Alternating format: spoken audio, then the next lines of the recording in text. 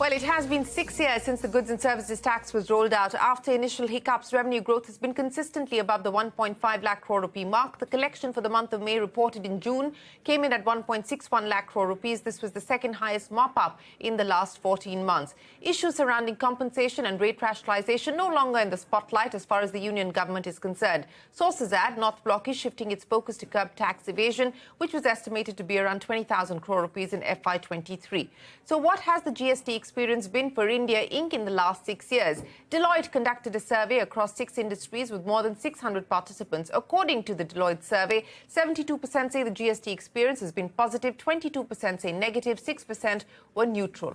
While big businesses are largely positive on the GST, the small and medium companies have had a mixed experience. Many MSMEs want to have the opportunity to claim input tax credit and also call for easing of compliance burden and simpler processes to deal with e-way bills. Speaking at an event over the weekend to mark the 6th anniversary of the GST rollout, Finance Minister Nirmala Sitharaman said the GST has reduced the tax burden on consumers and improved tax buoyancy of states. Take a look.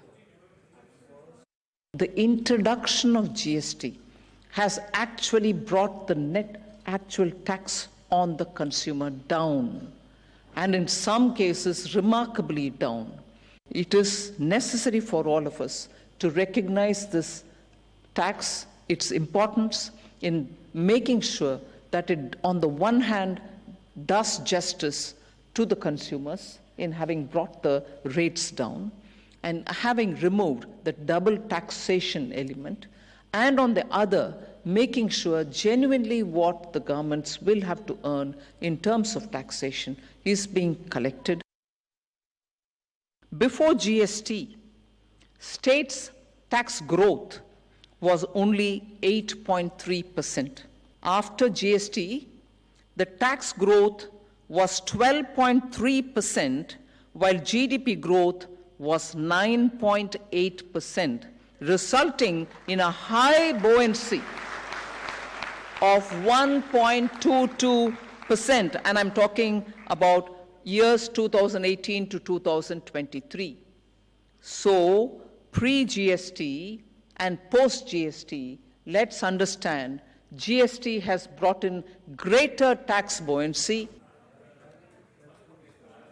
Well, that is the Finance Minister Nirmala Sitharaman. To take this discussion forward, we're now joined by KN Balagopal, Finance Minister of Kerala, Singh Deo, the Deputy Chief Minister of Chhattisgarh, also member of the GST Council, and also with us, Mauvin Godinho, Cabinet Minister of Goa, representative of the GST Council. Gentlemen, appreciate you joining us here on the program. Mr. Godinho, let me start by asking you, 6 years as far as the GST is concerned. We heard from the Finance Minister there. The big change as far as states is concerned, that the compensation window closed and there has now not been any mechanism put in place for further compensation, and states will have to just do their own thing as far as taxes are concerned in light of no further compensation from the government. The Finance Minister saying that the tax buoyancy for states has improved. I want to understand from the state of Goa on where things currently stand.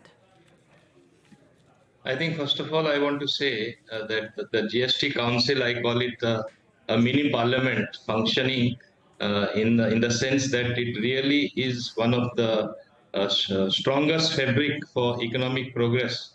And when people in the council deliberate, give such divergent views, ultimately culminating to one decision, speaks volumes of how well the GST has functioned.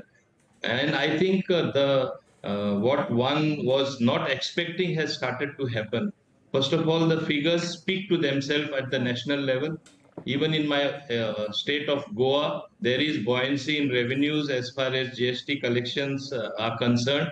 And I think this is the overall situation. The best example of indirect tax regime, one nation, one tax, functioning to the optimum, even though there is tremendous scope for improvement at all times, and which we ultimately want to do. Like in the future, on the table would be further rationalization, cut down the number of different rates, and get more people in the ambit to pay tax.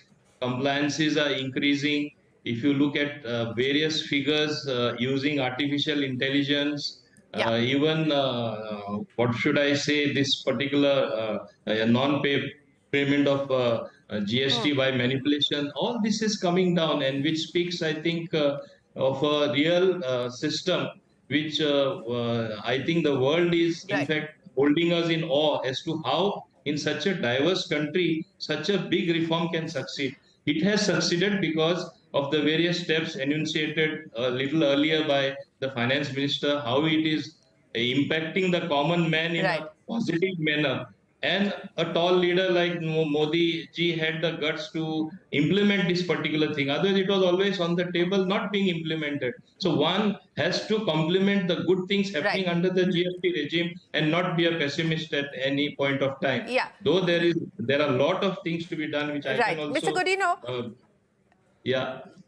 yeah, Yes, and that's what I want to. That's what I want to address. The pending agenda, the unfinished agenda, and let me pick up on one of the crucial issues, and that has to do with the GOM, the group of ministers that was set up to look at the issue of casinos, online gaming, etc. You were a member of that panel as well, and almost a year has passed, Mr. Godinho. There was no conclusive recommendation finally made by the GOM. Where do things now stand on that front? I fully agree that GOMs, first of all, have to submit the reports in time. It has to be a time-bound thing. Our reports sometimes get delayed. And I want to mention here that I have been a member of the GOMs in as many as 6 GOMs. At least in 4 cases, we have been able to submit the report.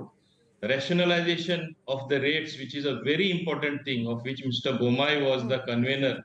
I don't know where that's heading now, but we have to make changes there and see that a good report comes after real good application of mind from the members of the GOM.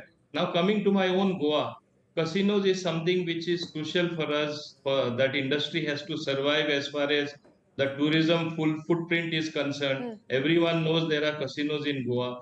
We have the online games also, which was a subject matter in this GOM. Horse racing was a subject matter. In Yeah. spite of two reports having been submitted, we did submit a report earlier, but then Yeah. so many new things came to the fore, and then it necessitated forming a second GOM or looking at the issues a second time, as I call it. So there are two reports.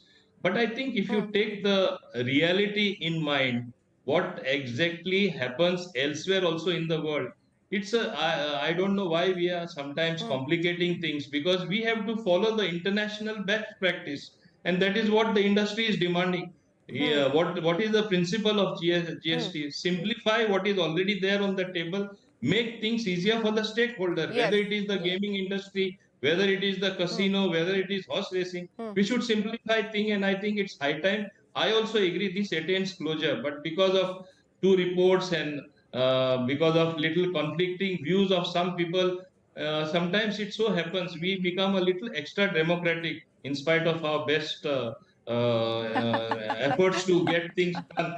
Being too democratic, even though, suppose I'll give one classic example, casino the impact, in fact, only Goa, but you have some other larger state, means by whatever they put forward, impacting the decision, which will basically kill our industry in Goa. So this type of things also should be avoided. Ultimately, we have to think of taxation in the nation as a whole, and that is what the GST principle is aligned around. And we have to attain fast closure as far as online gaming industry is concerned, as far as horse racing is concerned, as far as our own casino industry is concerned. It's only then we will get more, we will be generating more revenue in tune with what happens in the rest of the world. That's a simple cardinal principle. Yeah, I agree with you on that point, sir, that there have been 2 reports have been presented. Unfortunately, there is still no conclusive decision. I don't know if you can blame that on extra democracy. I don't know if there is such a thing as extra democratic, of an extra democratic system. But let me get Mr. T.S. Singh Deo into the conversation as well. Mr. Singh Deo, many thanks for joining us. And we're speaking to you for the first time since you took over as the Deputy Chief Minister. You, of course, spoken to us several times over the last few years as a member of the GST Council. Council. Mr. Singh Deo, in terms of the 6-year journey, but more importantly, the road ahead, as we just heard there from Mr. Mauvin Godinho, the question of rate rationalization, do you believe that that is at all going to be a priority, at least over the next 12 months or so, till the time that the general elections don't go through? The fate of the Bomai Committee's recommendations as well, a question mark there. Good evening, and thank you so much for having me again with CNBC and the panel. And thank you for the wishes for my new responsibility, whatever that may be. As far as the GST years are concerned, we have crossed the 6-year mark, and I continue to have some misgivings. One rate in the country, that is no issue, that should be there. But the revenue sharing, I'm not comfortable with at all. As the regime goes, we have a 50-50 sharing in the CGST and SGST today. And as part of the devolution of the Finance Commission, the states get another 41%. So in effect, the states are getting 71% of the revenue collected through GST, and the government of India is taking away 29%. That is unfair, particularly for the producing states, where those states were brought into existence because they were disproportionately less developed, while they were having more natural resources. So that very concept of having these states so that they could develop more on the revenue through the natural resources seems to have been defeated. For that purpose, I have also in writing suggested that this 50-50% revenue sharing should be revised to 80-20 for the states, or at the least 70-30.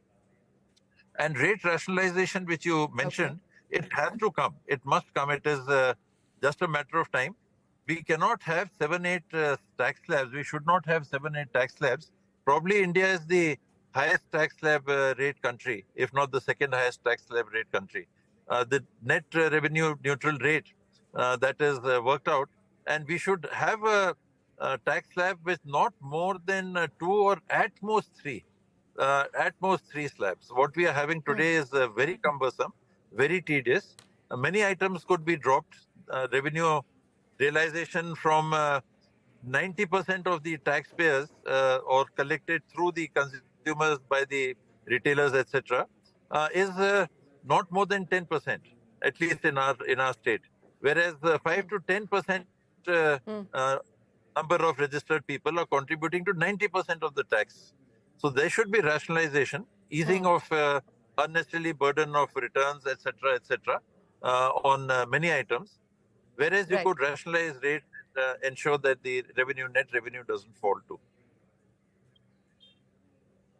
Yeah, that'll have to be a key consideration as the rate rationalization process takes off. And as we pointed out, we don't know what the fate will be of the recommendations of the panel that was headed by the former Karnataka Chief Minister, Mr. Bomai. Mr. Balagopal, thanks very much for joining us.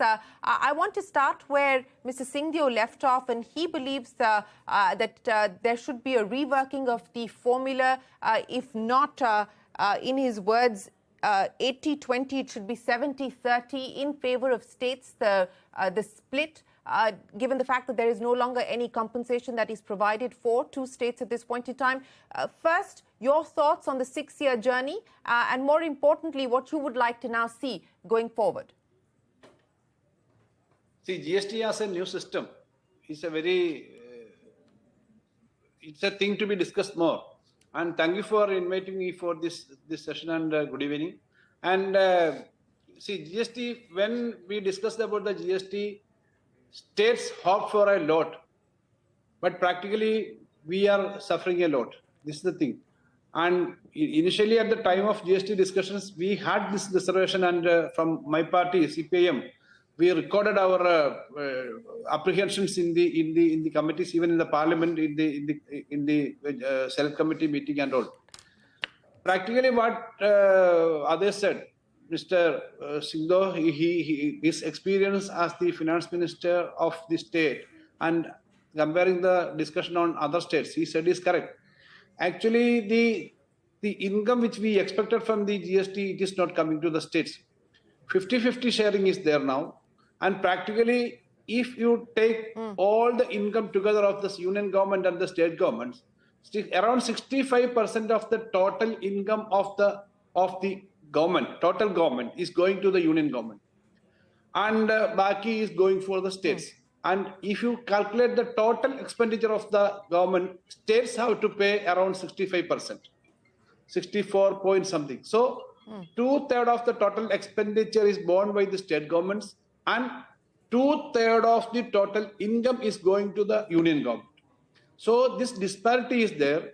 While considering about GST, there also this issue is there. Actually, as per the earlier understanding regarding the income of the states, we had to get, now Kerala is short of around 10,000 to 12,000 crore per year of the expected GST, as per the earlier understanding that every year there will be a 14% increase, and the union government assured that it will be covered by through compensation, and compensation system abruptly stopped, and we are demanding for continuing the compensation for some more time for stabilizing the economy, but it is not heard. And because of COVID and other pandemic and other natural calamity and financial economic recession, states are suffering. So practically the assurances were not accepted and continued as per the spirit. This is one thing. Then on the other hand, there is a change in the revenue neutral rate. Earlier it was 16% at the time of implementation of GST. Now it is only 11%. Around 1/3 of the total revenue neutral rate or tax rate was reduced. So that is also affected. So state governments are affected very much. So this is to be adjusted, and some mechanism should be from the part of the center. And we already gave a letter to the government, union government, that it should be at least 60-40%. That already we said in the last meetings also. So these are the issues to be resolved. And in the part of GST implementation, a lot of things is to be done. Actually, there is a systemic problem in the GST implementation. Actually, there is a lot of leakages. Earlier expectation was there will not be any leakages, but lot of leakages are there. Even the GSTN system is not developed properly. Even now it is, to some extent it is implemented, but lot is to be done. And system, how the e-way bill system, counting, accounting, everything is even now in a fluid situation is there. So since these are there, states are affected because the income side is affected. Almost every state is affected.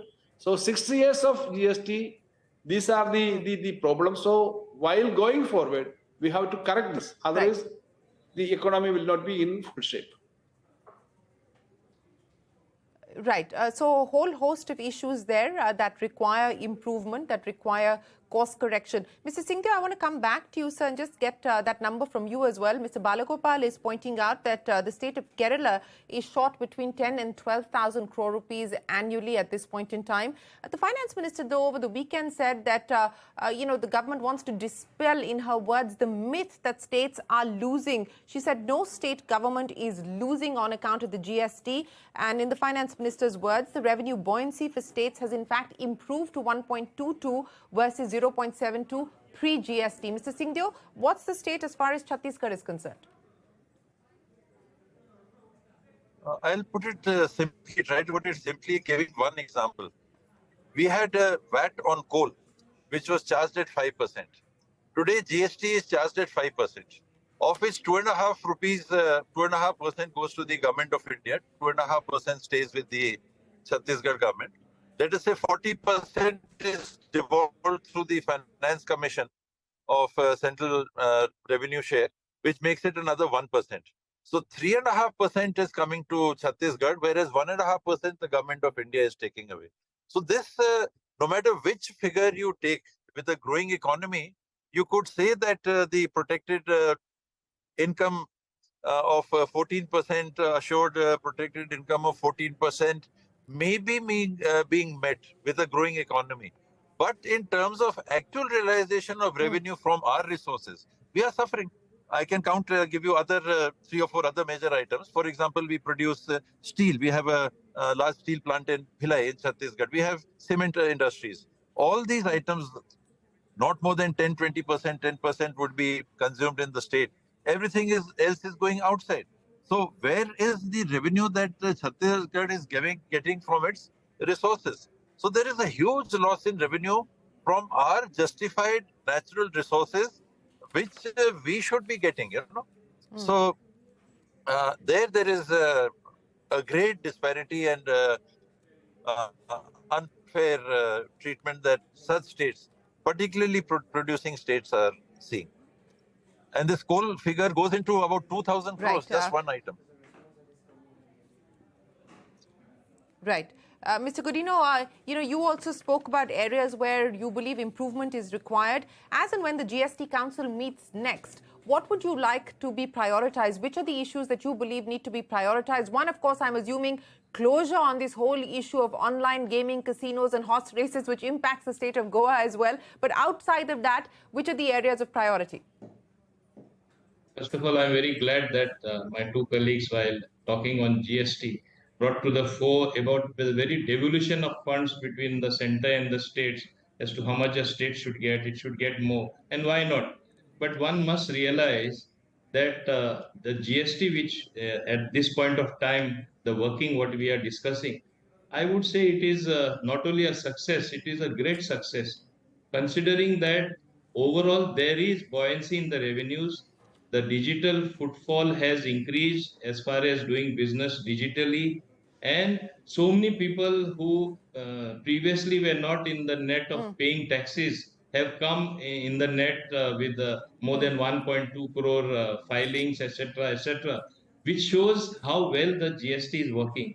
As far as the revenues of the states are concerned, revenue overall is concerned, there is a great amount of leakage happening. But with artificial intelligence and using the data, we have been able to compare it with the filings even in IT and other places where the things have come to a stage where people have actually been caught evading the taxes or not complying with any of compliances that have to come about. So I think ultimately one cannot deny the fact that there has been great buoyancy as far as revenue collection is concerned. And we can't forget or wish away that there was a 2-year COVID period. In spite of that, we have reached where we have reached.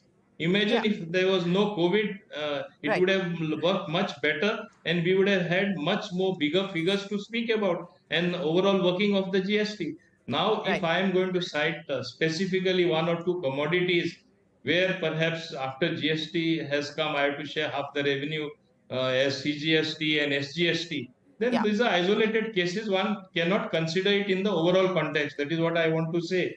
One must accept that this is a system which is not only working, which has worked well, but improving by the day. And I think the volumes of collection, the extra mop-up that is taking place is itself a testimony to the good working of the GST system. And for that matter, I want to say... Right. Let me. We're running out of time, Mr. Godinho. Yeah. Okay. Yeah, we're unfortunately running out of time, Mr. Godinho. So very quickly, Mr. Singh Deo, in exactly 20 seconds, we're going to see a new GST council as well. There's a change in Karnataka. There will be a new member from the new government in Karnataka, and there'll be a new finance minister representing the state of Tamil Nadu as well. What are you expecting from this reshaped GST council? For one, there must not be any majoritarianism or a matter of voting. Consensual decisions must be there. That has to be a non-compromising given. And that is the nature of the GST Council working, I would like to see for all times. Mr. Balagopal, Mr. Singh Deo and Mr. Mauvin Godinho, always a pleasure. Many thanks for joining us here to recap the journey of the rollout of the goods and services tax, which has marked its 6th year in operation. But more importantly, what the road ahead could possibly look like in terms of rate rationalization and other improvements that are needed. With that, it is time for us to wrap up this special broadcast of the GST Centimeter. Do stay tuned to CNBC TV 18. The news will continue on the other side.